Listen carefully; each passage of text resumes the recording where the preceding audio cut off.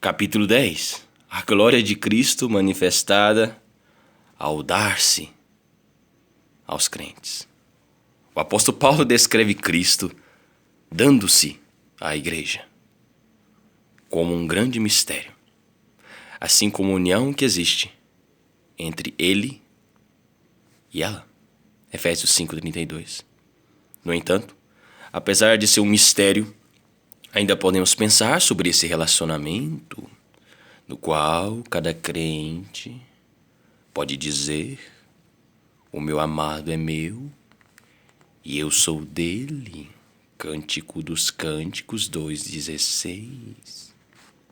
Devemos entender que Cristo não se dá a nós porque Ele é compelido a fazê-lo por alguma força, nem vem até nós como um sonho irreal, nem tampouco Ele se torna nosso quando o degustamos na ceia do Senhor. Ele se dá aos crentes de uma forma especial que irei explicar. Vamos comparar como Deus se deu a si mesmo para a humanidade na velha criação. E então como Cristo se deu a si mesmo para a igreja na nova criação.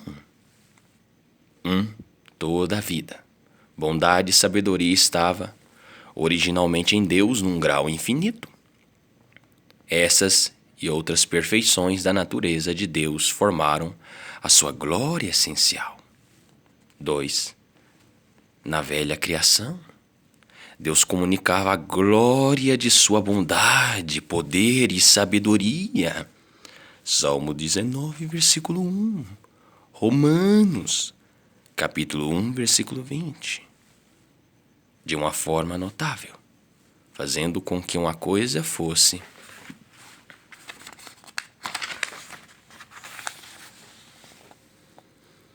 dependente de outra. Naquele dia eu responderei, declara o Senhor. Responderei aos céus, e eles responderão à terra, e a terra responderá ao cereal, ao vinho e ao azeite, e eles responderão a Jezreel. Oséias 2, versículo 21 e versículo 22.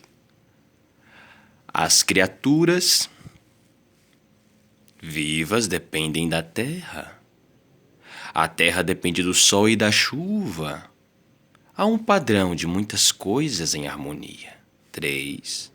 Ao mesmo tempo, tudo e todos são dependentes de Deus para a contínua comunicação de sua bondade e seu poder. Atos 14, versículo 15 ao 17. Atos 17, do versículo 24 ao 29. 4.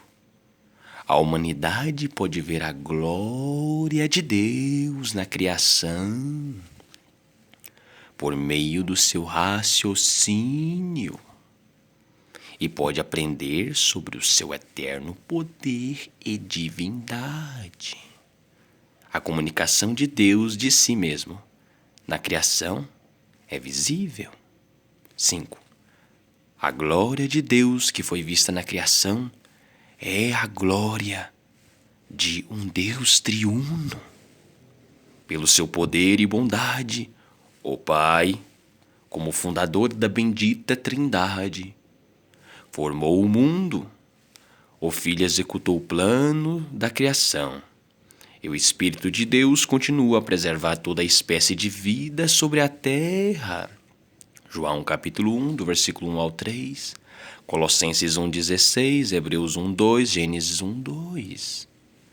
Quando escondes o rosto, entram em pânico. Quando lhes retiras o fôlego, morrem e voltam ao pó. Quando sopras o teu fôlego, eles são criados e renovas a face da terra. Salmo 104, versículo 29 ao 30. A não ser que Deus tivesse manifestado a sua glória, visivelmente na criação natural, ninguém, a não ser Ele mesmo, poderia saber que Ele possuía esta glória. Agora, olharemos para a nova criação. A igreja, que pertence a uma ordem mais elevada do que a criação material. Apesar de as evidências externas da glória de Deus não serem vistas tão claramente nela.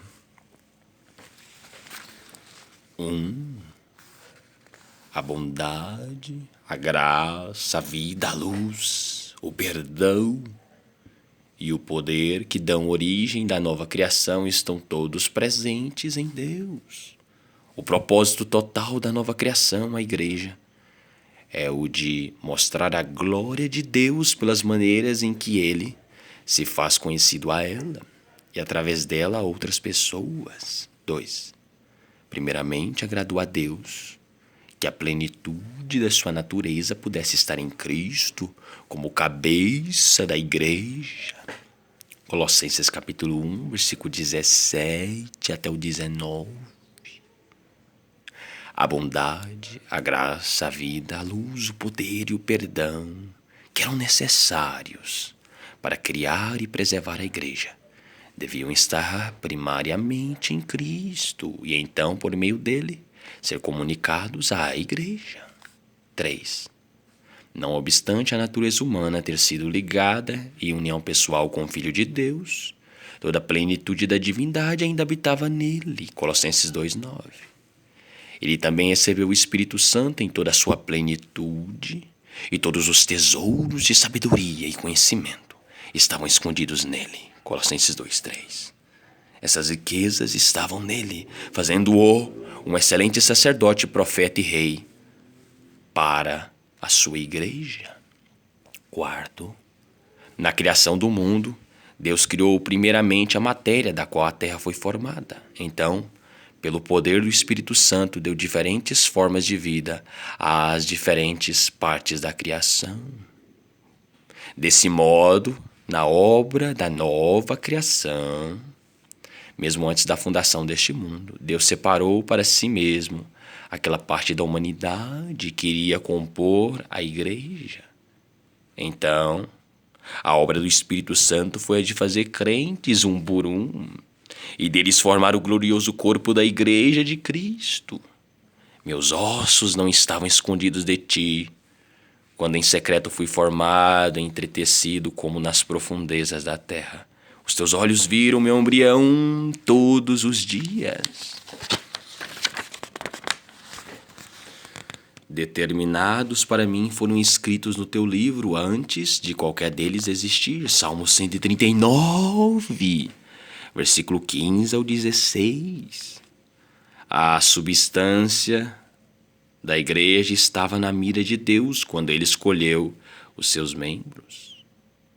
Contudo, eles não foram formados individualmente, nem tampouco formados no corpo, mas todos eles estavam escritos por Deus no livro da vida. No seu devido tempo, o Espírito Santo os moldou aos desígnios do corpo, como havia sido determinado por Deus desde o início. 5. A gloriosa existência de Deus como Trindade é demonstrada na ordem divina pela qual é dada vida à igreja. O Pai é a fonte eterna de toda sabedoria, graça, bondade e amor. Essas qualidades divinas estavam em Jesus Cristo, o Filho de Deus, que as coloca à disposição da igreja. O Espírito Santo formou e deu vida espiritual a cada um dos eleitos da igreja, em todas as épocas, na hora e no dia certos, para a glória de Deus. Da mesma forma, toda nova criação, a igreja, é preservada a cada dia. Em todo momento há uma força e um poder vitais, misericórdia e graça, que são transmitidos pelo Pai, Filho e Espírito Santo a todos os crentes do mundo. Essa comunicação invisível ultrapassa o entendimento das pessoas incrédulas e a maioria das pessoas não vê a glória disso. Entretanto, vamos nos ajuntar ao apóstolo Paulo em oração conforme mencionado em Efésios, capítulo 1, do versículo 17 ao 23. Peço que o Deus de nosso Senhor Jesus Cristo, glorioso Pai, lhes dê espírito de sabedoria e de revelação, no pleno conhecimento dele. Oro também para que os olhos do coração de vocês sejam iluminados, a fim de que vocês conheçam a esperança para a qual ele os chamou, as riquezas da gloriosa herança dele nos santos e a incomparável grandeza do seu poder para conosco. O que cremos conforme a atuação da sua poderosa força.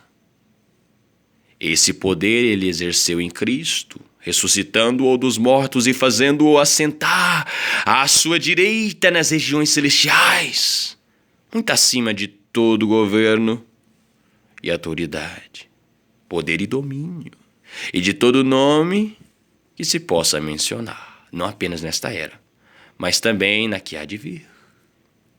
Deus colocou todas as coisas debaixo de seus pés e o designou cabeça de todas as coisas para a igreja, que é o seu corpo. A plenitude daquele que enche todas as coisas em toda e qualquer circunstância.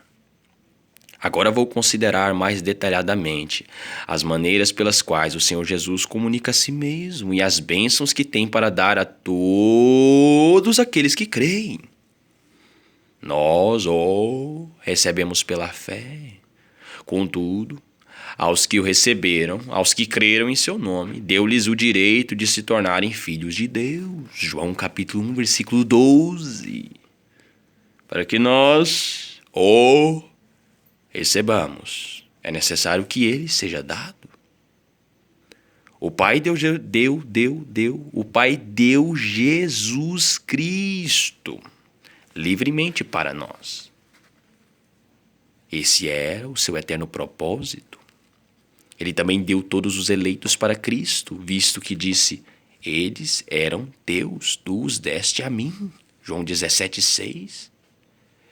Ele prometeu Cristo no Evangelho a todos os crentes, e pelo seu grande poder criou a fé na alma dos eleitos, e os habilitou a receberem a Cristo, Efésios 1, 19 e 20, Efésios 2, do 5 ao 8. Todavia estamos pensando principalmente na forma pela qual Cristo desce até o nosso nível e nos mostra a glória da sua sabedoria e do seu amor. Ele nos deu o Espírito Santo. Romanos 8, versículo 9, 1 Coríntios 6, versículo 17. Quando Cristo veio ao mundo, ele assumiu nossa natureza, unindo-a à sua própria natureza. Quando nascemos de novo, ele nos põe numa união espiritual consigo mesmo. Ele se torna nosso e nós somos dele. Isso é algo inexpressivelmente glorioso. Não há nada que se compare com isso em toda a criação. O mesmo Espírito está em Cristo, cabeça, e na sua igreja, dando vida e dirigindo todo o corpo. Vejamos a glória, a honra e a segurança da igreja. O privilégio de entender como a natureza da igreja exibe a glória de Deus deve ser preferida acima de toda a sabedoria deste mundo mal. 2. Então, teremos uma nova natureza, que é a própria natureza de Cristo formada em nós. Somos feitos participantes da natureza divina em diferentes graus, através da preciosa promessa do Evangelho. Essa natureza divina nos crentes é chamada de novo homem, nova criatura.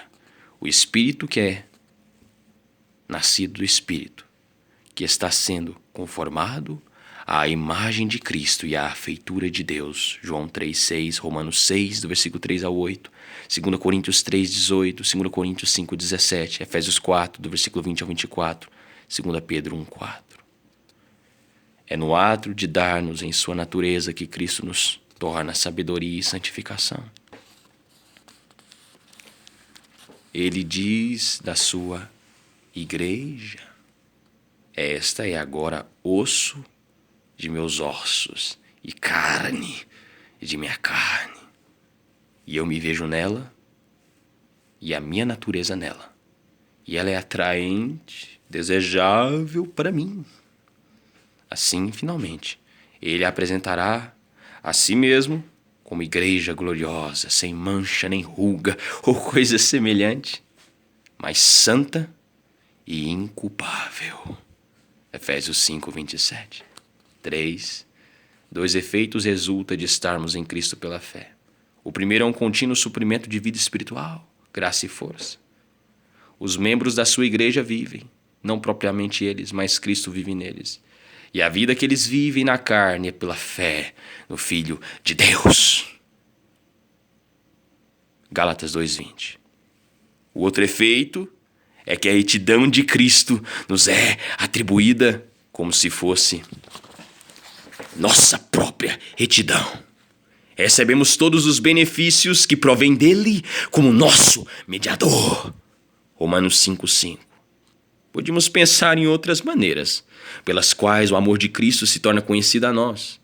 Por exemplo, é derramado amplamente em nosso coração pelo Espírito Santo, e o nosso amor retorna a ele pelo supremo poder desse mesmo Espírito. Romanos 5:5. Espero, entretanto, que temos pensado o suficiente sobre a gloriosa maneira em que Cristo se dá à igreja, para que o nosso coração esteja cheio de santa admiração e ações de graças